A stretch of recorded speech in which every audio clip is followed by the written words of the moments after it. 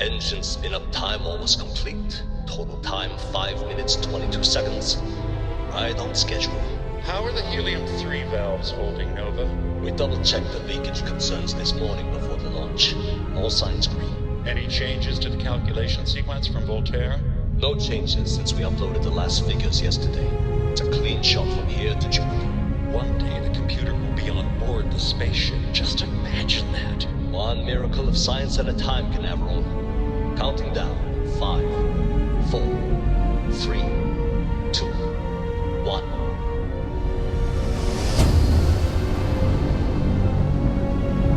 Canaveral, are you reading? All clear, Nova. Indicators look good. The ship should be cruising Jupiter's orbit right now. Visual confirmation will be possible in 32 minutes. Afraid the speed of light is on the slow side these days. How does it feel to break the laws of physics, Canaveral? We're all pretty excited down here in NASA, I won't lie. Excited enough to tell me where you got the original data? Not in a million years, Nova.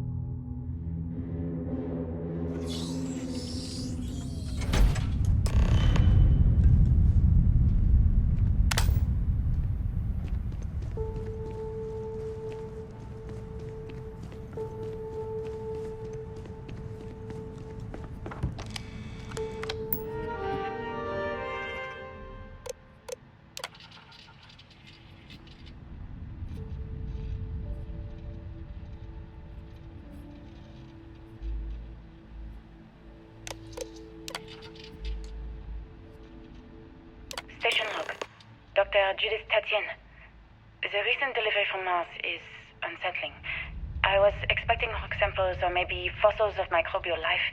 Instead, Dr. Victor Isa comes with 2 members of the military. Everything they brought back is under wraps. What could a theoretical physicist need with a sample from Mars? Station log.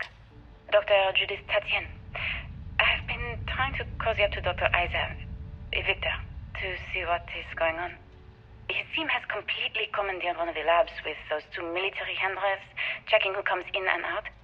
I joked that maybe station log. Dr. Judith Tatien.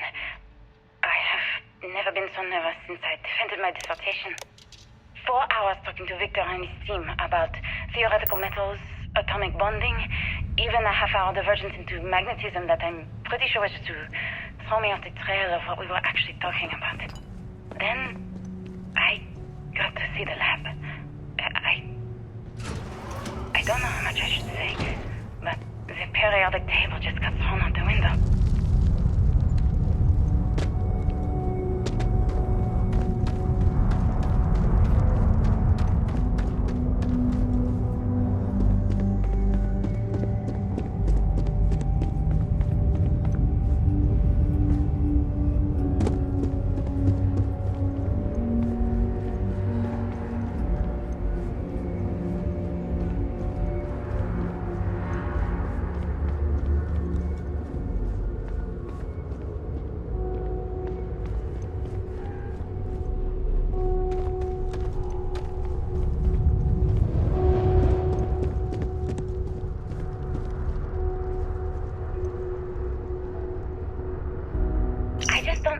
Where these calculations came from. There's something wrong with the math? I think it's quite straightforward. That's not what I'm asking. We've had no success extracting even a sample of material from the object. No explanation for the gravitational effects, no motion graph to explain its harmonic frequencies. I can't even establish a melting point. Judith. But you've had me building these prototype colliders for months. And now you want me to pump helium-3 into it based on this equation you've written on a goddamn napkin? I just need you to trust me. I have been trusting you. We keep slamming our heads against a brick wall, getting nothing. And you keep coming up with something new to try. Like, you know what's going to happen. Where are you getting your information, Victor? I'm sorry, Judith. Look, not here, okay? Somewhere off base. I'll tell you everything. But I'm not lying, okay? We're going to discover something important here. I promise.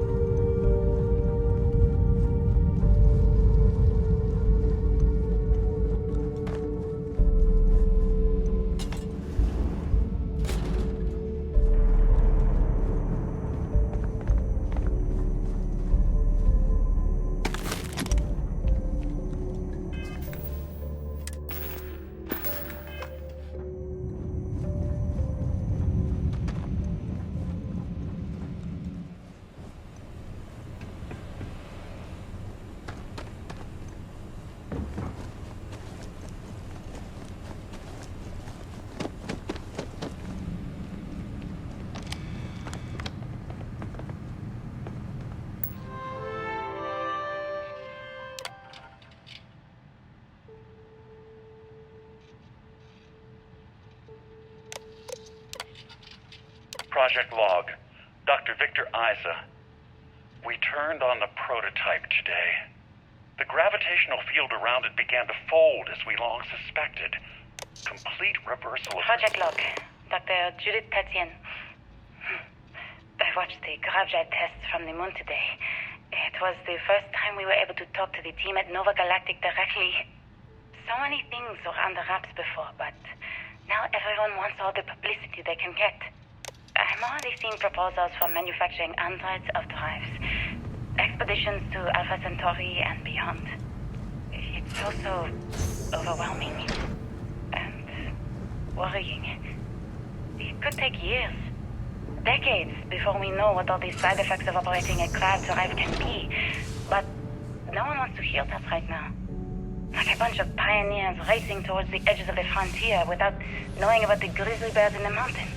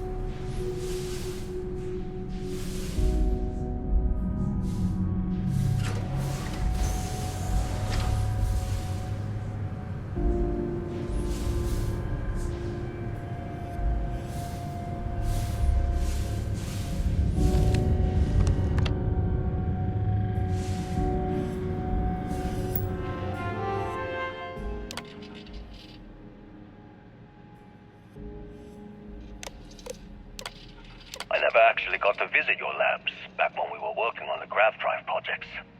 Seems like ancient history now. Only thing we're doing these days is launching weather satellites. Guess this is as good a retirement as any. Now, Project Demeter, you want our help manufacturing scanners to better track these new meteorological patterns we're seeing. Our guess is that the poles might be naturally shifting, causing some gravitational fluctuations that are throwing off our old models. Why do you need the scanning tolerances to be... I know what I'm seeing, Victor. The data coming back from the satellites is very clear. It's the grav drives.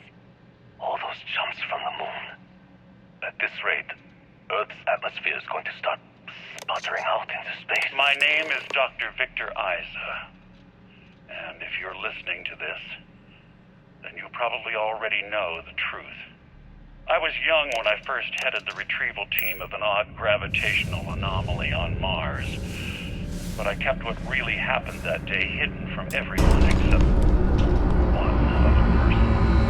Even she didn't believe me at first. But I have no reason to lie to anyone now, so I hope you'll accept this confession, whoever you are. When I touched the anomaly, I experienced 12 days of lost time. I met myself. He told me everything that has since come true. The grav drive equations, the tests on the moon, Earth's atmosphere sputtering away because of what we had done. But he also told me about a city thriving on a planet orbiting a distant star.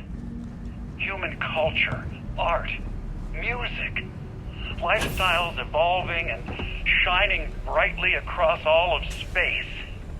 What price would I be willing to pay for that future? Maybe you don't believe me. Maybe Judith was right and I'm just a coward who wants to believe his mistakes were justified. But everyone has forgotten about the real origins of the ground drive. This artifact from Mars. I hope you make better use of it than I did.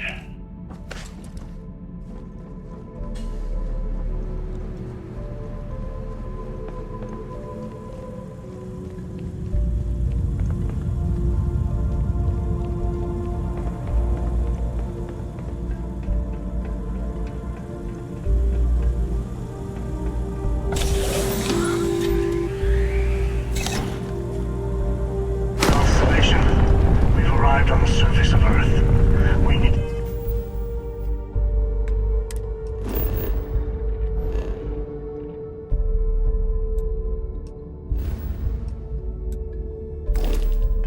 to discuss what you found. And it looks like other Starborn got here before us. So, you might have company.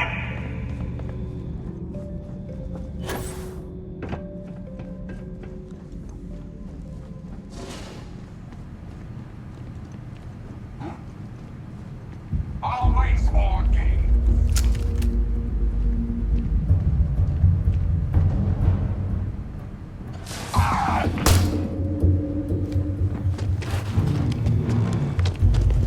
Voices speak infinite.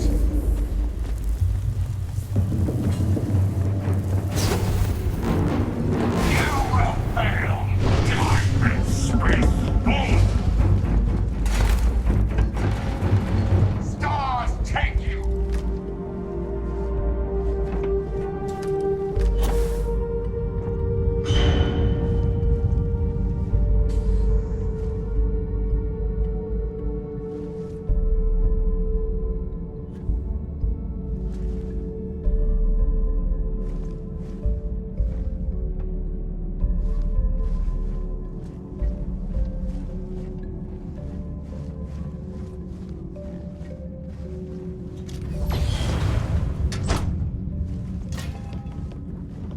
Your hunt ends here.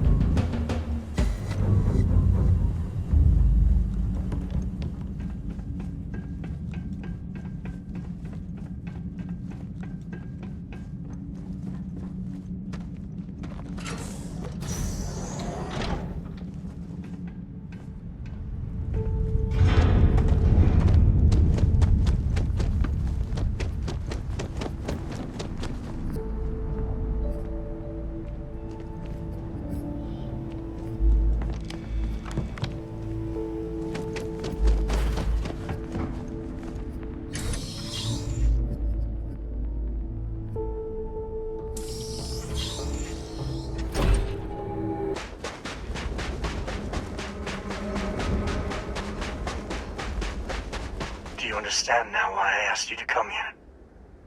The artifacts unlocked the secret of interstellar travel.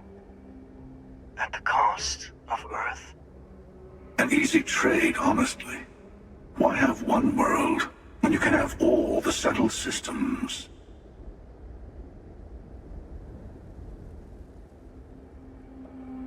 Assuming we weren't going to lose it anyway. War, disease, famine, all the classics. Don't you see?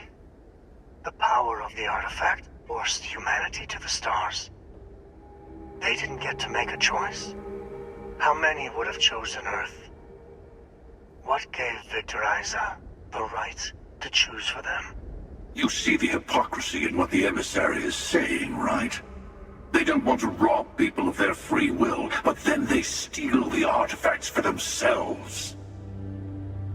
In the wrong hands, the power of the artifacts can make anyone a tyrant. That is why we watch over them. The only thing you're watching out for is yourself.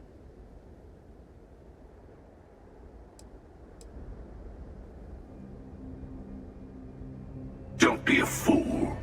The emissary and I may have our differences, but you do not want to give us a common enemy. For once, he is right. Don't do this. We can collect the final pieces together.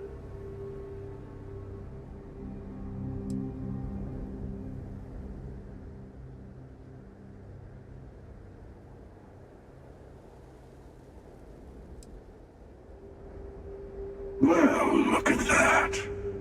The emissary just became my new best friend. You've made your choice. When you're ready, the hunter and I will be at the buried temple. That's where we'll settle things. Meaning, we'll kill you. But hey, at least we'll wait. The final round doesn't start until there's only one artifact left to gather.